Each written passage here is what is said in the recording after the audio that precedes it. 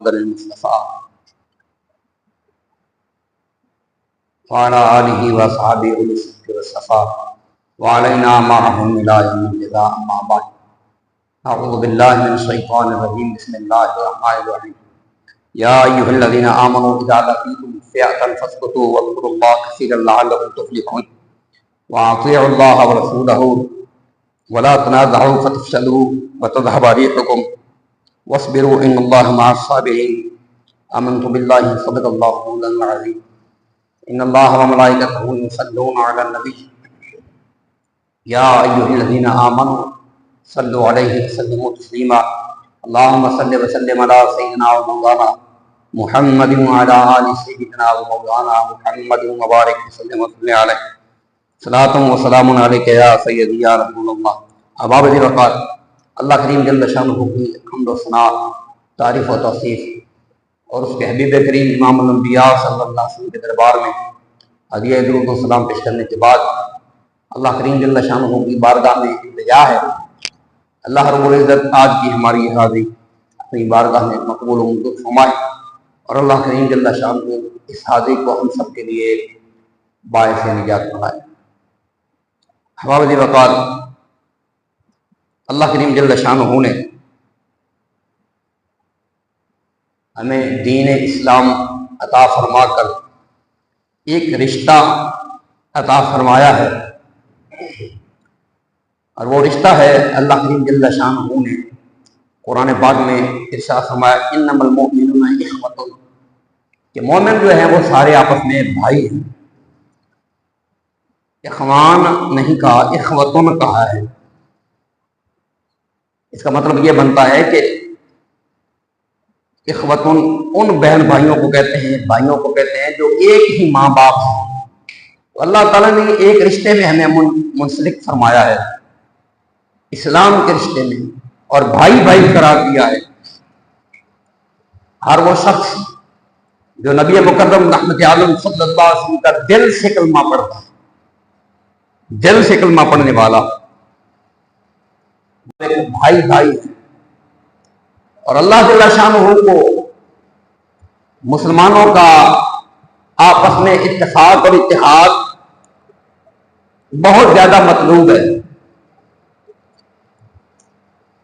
جو قرآن پاک کی آیت مبارکہ میں نے پڑھی ہے، 2 آیات پڑھی ہیں، سورہ انفال کی آیت نمبر 45 اور 46. اللہ کریم جل شانہ نے اس میں ارشاد فرمایا ہے یا ایھا الذین آمنوا،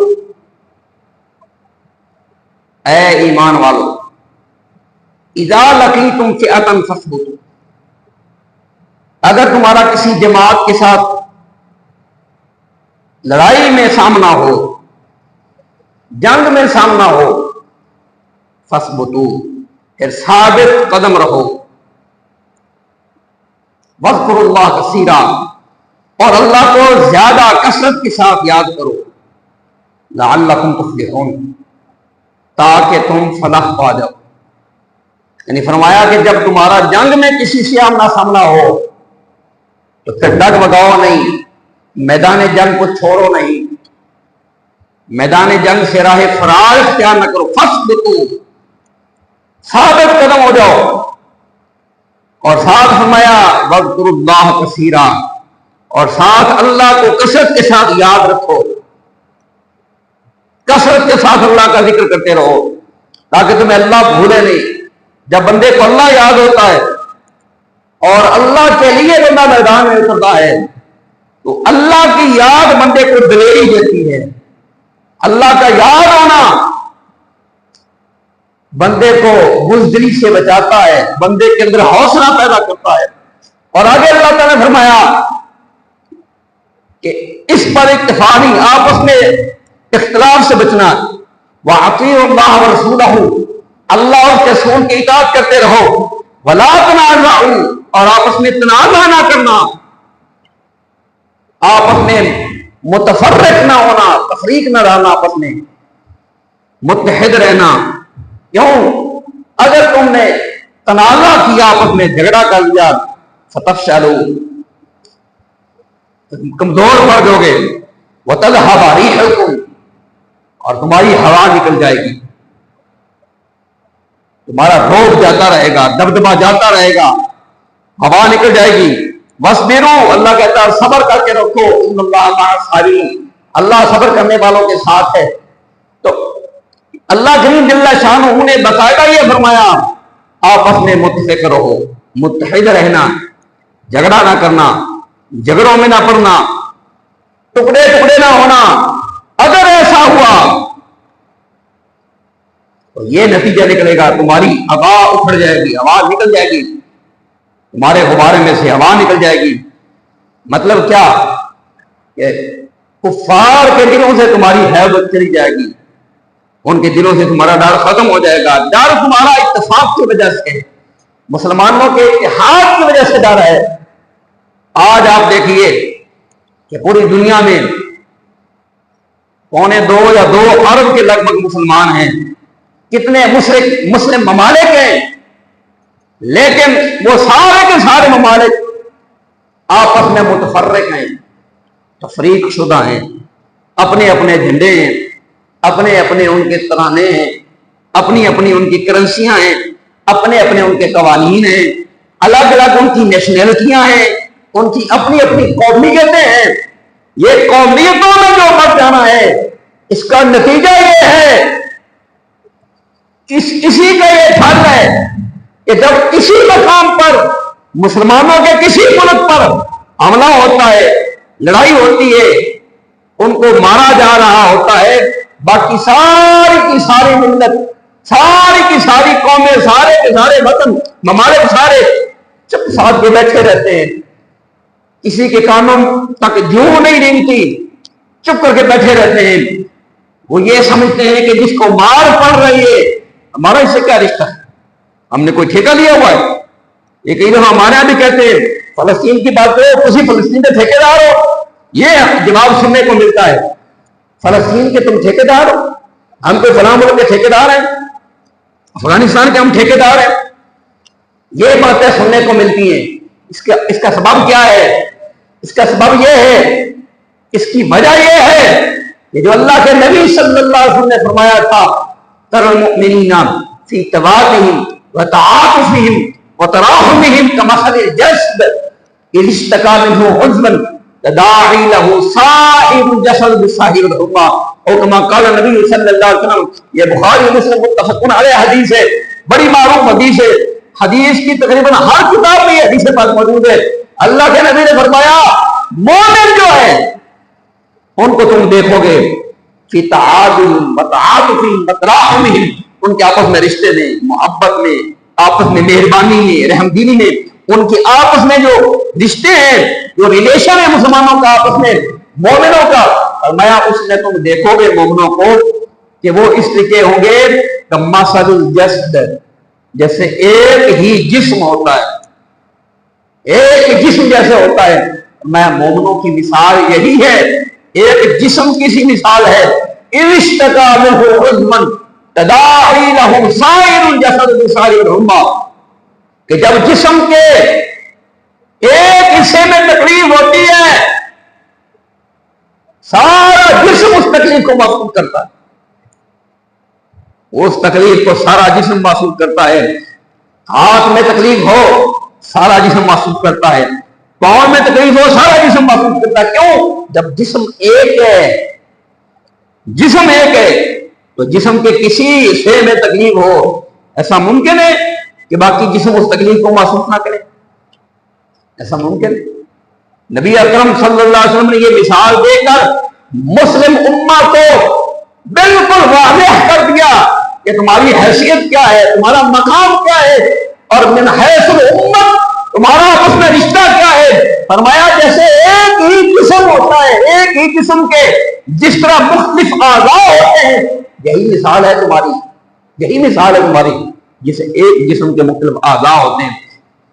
کہاں سر ہے اتنا بلند اور کہاں پاؤں ہیں سب سے نیچے، لیکن پاؤں کے اندر تکلیف ہو، سر یہ نہیں کہتا کہاں میں، میرا اسٹیٹس کیا ہے، میرا وقار کیا ہے، میرا مقام کیا ہے، میں تو اعلیٰ ہوں، میں تو سب سے بلند ہوں، اور کہاں پاؤں، میرا پاؤں کے ساتھ کیا رشتہ ہے؟ سر ایسا کر سکتا ہے؟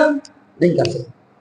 نبی اس مثال کے اوپر غور کیجیے احباب، اس مثال جو رسول اللہ نے دی ہے صلی اللہ علیہ وسلم، اس کے اوپر غور و تفکر کیجیے کہ اللہ کے نبی صلی اللہ علیہ وسلم نے اس نے امت کو سمجھا دیا ہے کہ تمہارا آپس میں رشتہ کیا ہے، تمہارا آپس میں تعلق کیا ہے، کہ تم ایک جسم ہو۔ تو مجھے بتائیے آج پوری امت کے اوپر آپ میں ہم غور کریں، کیا ہم ایک جسم ہیں؟ کیا ہم ایک جسم ہیں؟ آج جو نبی کریم صلی اللہ علیہ وسلم نے فرمایا ایک اور حدیث مبارکہ میں، اللہ کے نبی صلی اللہ علیہ وسلم، بخاری مسلم کی حدیث مبارکہ ہے، اللہ کے نبی صلی اللہ علیہ وسلم نے فرمایا المؤمن للمؤمن کالبنیان یشد بعضه بعضا، اور کما قال نبی صلی اللہ علیہ وسلم، اللہ کے نبی نے فرمایا مومنوں کی مثال ایسے ہے، امت مسلمہ کی مثال ایسے ہے جیسے ایک دیوار ہوتی ہے، ایک دیوار ہوتی ہے اور اس دیوار میں مختلف اینٹیں لگی ہوتی ہے، کئی اینٹوں سے مل کے دیوار ہوتی ہے، فرمایا جس کا اس دیوار میں لگی ہوئی اینٹیں ہوتی ہیں یشد بعضه بعضا، اس میں سے ہر ایک اینٹ دوسری اینٹ کو مضبوط کرتی ہے۔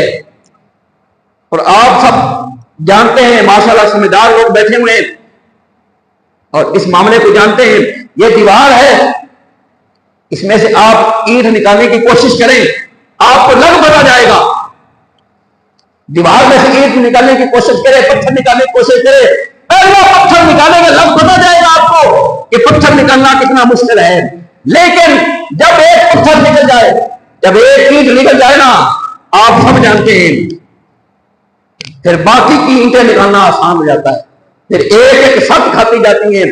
آج امت نہ تو ایک جسم رہا نہ ایک دیوار رہی، جو اللہ کے نبی صلی اللہ علیہ وسلم نے، میرے بھائیوں میرے بزرگوں دوستوں، جو اللہ کے نبی نے فرمایا تھا کہ تمہاری حیثیت یہ ہے جیسے ایک جسم ہوتا ہے، جیسے ایک دیوار ہوتی ہے، اور اس دیوار کی ہر ایک اینٹ دوسری اینٹ کو مضبوط کرتی ہے، چاہے ایک اینٹ بنیاد میں لگی ہو یا ایک اینٹ سب سے ٹاپ میں لگی ہو، اینٹیں کیا کرتی ہیں، ایک اینٹ نیچے ہے، دوسری اینٹ اس کے اوپر ہے، تیسری اس کے اوپر ہے، ایسے دیوار بنتی ہے۔ کوئی اینٹ اگر یہ کہے کہ بھائی میں تو تجھے اپنے ساتھ کوئی رشتہ نہیں رکھنے دوں گی، میں اپنے اوپر نہیں آنے دوں گی، یا کوئی یہ کہے کہ میں تمہارے نیچے نہیں آؤں گی، تو پھر دیوار بن سکتی ہے؟ دیوار نہیں بن سکتی۔ دیوار کبھی بنے گی جب فرمایا یشد بعضه بعضا، جب ایک اینٹ دوسری اینٹ کو مضبوط کرے گی۔ میرے بھائیوں آج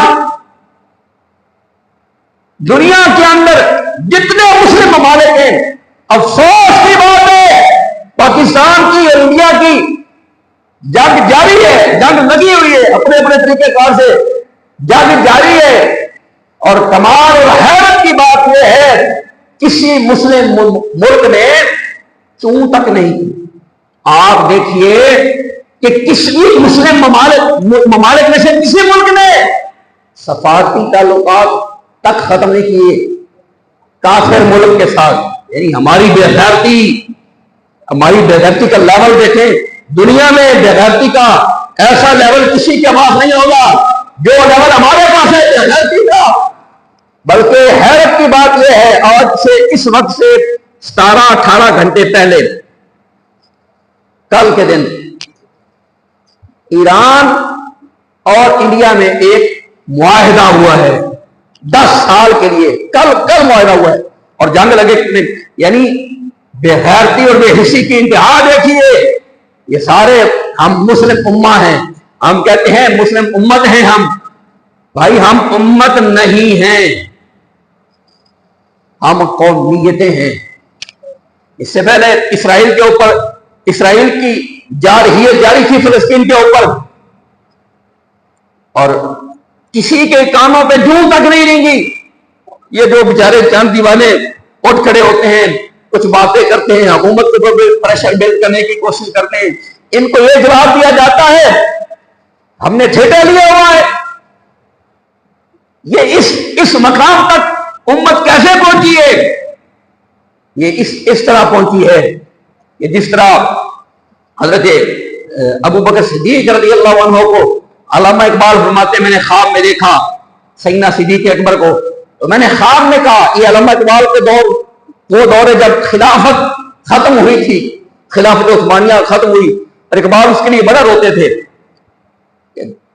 خلافت کے بالکل تھی آخری سانسوں پہ لیکن ختم اس دور میں ہی، تو جب ختم ہوئی خلافت اور مسلمان بٹے چھوٹے چھوٹے ٹکڑوں میں اور جوتے کھانے شروع کیے قوم مسلم امت نے، تو اقبال اس دور کی بات کہتا ہے میں نے خواب میں سیدنا صدیق اکبر کو دیکھا اور میں نے خواب میں ان سے کہا کہ تمہارے دور میں تم تھوڑے تھے، بھوکے ننگے تھے، اتنا مال بھی نہیں تھا، دولت نہیں تھی صحابہ کے دور میں، لیکن امت کا وقار تھا، مسلم امہ کا من حیث الامت وقار تھا، دنیا میں دبدبہ تھا، دنیا مسلمانوں کے نام سے کامتی تھی، نام، حالانکہ مسلمانوں کے پاس علاقہ بھی تھوڑا تھا اور مسلمانوں کی تعداد بھی تھوڑی تھی۔ اس دور میں پتہ کیا، اس دور کے جو مسلمان تھے نا ان کا حال یہ تھا، صحابہ اور تابعین کا جو دور تھا انہیں موت سے بالکل ڈر نہیں لگتا، جس قوم نے موت سے ڈرنا شروع کر دیا نا اس کی ذلت کے دن شروع ہو گئے۔ میں حیران ہوتا ہوں، خود بھی سوچتا ہوں یار موت بھی کوئی ڈرنے کی شے ہے؟ مطلب اگر ڈر رہے، چلو مثال ہے موت سے ڈر لیا تو کیا ہوگا، بچ جائیں گے، موت سے جان چھوٹ سکتی ہے۔ موت سے ڈرنے کی وجہ سے اللہ کے گھر کے اخراجات کے لیے اس سے شامل فرمائیے، اللہ پاک قبول فرمائے، جزاک خیر۔ تو موت بھی ڈرنے کی بڑا کچھ ہے، تو صحابہ کرام علیہ رضوان موت سے بھی ڈرتے تھے۔ تو اقبال کہتے ہیں کہ میں نے دیکھا صدیق کو اور میں نے پوچھا کہ آج ہم اتنے ہیں اور ذلیل ہیں، اس کا سبب کیا ہے؟ تو کہتے ہیں صدیق اکبر نے جو جواب دیا، علامہ اقبال نے شعر میں لکھا کہ صدیق اکبر نے مجھے جواب دیا، صد ملل از ملت انگیخ کی بر حصار خود شب خور خطی۔ اقبال کہتے ہیں کہ سیدنا صدیق نے مجھے جواب دیا کہ آج جو تم ذلیل ہو نا پوری دنیا میں، اس کا سبب یہ ہے کہ صد ملل از ملت انگیخ خطی، اللہ کے نبی صلی اللہ علیہ وسلم نے تمہیں ایک ملت بنایا تھا، ایک قوم بنایا تھا، ایک امت بنایا تھا، تم نے اس ایک امت سے سینکڑوں امتیں بنا لی، ایک امت سے سینکڑوں امتیں بنا لی ہیں، ایک ملت سے، ملت اسلامیہ سے تم نے سینکڑوں ملتیں بنا لی ہیں۔ یہ ملت ہر علاقے کے، ہر ملک کی وہ اپنی الگ قوم سمجھتے ہیں، اپنی الگ شناخت سمجھتے ہیں، اپنے آپ کو الگ ملک سمجھتے ہیں، اور وہ سمجھتے ہیں ہمارا کسی دوسرے سے کوئی رابطہ ہی نہیں، کوئی رشتہ ہی نہیں ہے۔ تو سیدنا صدیق کہتے ہیں کہ صد ملل از ملت انگیختی بر حصار خود شب خورختی، جو حصار تھا تمہارا امت کا بچاؤ کے لیے، اس کے اوپر تم امت نے خود ہی مل کر شب خون مار دیا ہے، شب خون مار دیا ہے، اس حصار کو توڑ دیا ہے۔ اب کیا ہے، بکھرے ہوئے ہیں۔ ایک ہی خطہ جو عرب تھا جسے حجاز مقدس کہتے تھے، آج اس کے اندر 20 کے لگ بھگ ملک ہیں، یہ بحرین ہے، یہ قطر ہے، یہ لبنان ہے، یہ اردن ہے، یہ شام ہے، کویت ہے، یہ جناب اللہ متحدہ عرب امارات ہے، UAE ہے، یہ سعودی عرب ہے، شارجہ ہے، پتہ نہیں اور کہڑے یمن ہے، یہ سارا ایک ہی خطہ تھا، ایک خطے کے اندر اتنے ٹکڑے۔ اور کمال کی بات یہ ہے ان کی اپنی اپنی کرنسیاں ہیں، کہیں درہم ہے، کہیں دینار ہے، کہیں ریال ہے، اپنی اپنی کرنسیاں۔ یہ حال ہے۔ تو آج میرے بھائی ہم امت نے جو ٹکڑے اپنے کیے ہیں نا، اس کا سبب یہ ہے کہ جب سے یہ افتراق میں تفریق میں پڑے ہیں، اللہ نے منع کیا تھا، اللہ تعالیٰ نے فرمایا تھا قرآن پاک میں، اللہ کا فرماتا ہے وَأَنْتُمُ الْأَعْلَوْنَ۔ بات ختم کرتے ہیں، ٹائم بھی ہو گیا۔ وَأَنْتُمُ الْأَعْلَوْنَ، قرآن کے الفاظ کو پر غور کیجیے گا۔ احراف اللہ کہتا ہے وَأَنْتُمُ الْأَعْلَوْنَ إِن كُنتُم مُؤْمِنِينَ، فرمایا اگر تم مومن ہو نا، اللہ کہتا ہے إِن كُنتُم مُؤْمِنِينَ، اگر تم مومن ہو، أَنْتُمُ الْأَعْلَوْنَ، دنیا میں تم ہی غالب ہوگے اگر تم مومن ہو۔ اس کا نتیجہ میرے بھائی آپ نکال لیجیے، میں بھی نکالوں۔ آج کیا ہم دنیا میں مومن جو اپنے آپ کو سمجھتے ہیں، مسلمان سمجھتے ہیں، غالب ہے؟ نہیں۔ جب غالب نہیں ہے دنیا میں تو اللہ کا تو وعدہ ہے انتم الأعلون ان کنتم مؤمنین، اگر تم مومن ہو تو میں گارنٹی دیتا ہوں غالب تو نہیں ہوگے، ایک بندہ ہے، اس نے کسی سے کوئی چیز لینی ہے اور اس چیز کے لیے اس نے قیمت مقرر کر دی ہے، اور وہ بندہ وہ قیمت ادا کر دے تو اگلے بندے کو وہ چیز دینی چاہیے نا. جب قیمت ادا ہو گئی تو وہ چیز دینی چاہیے.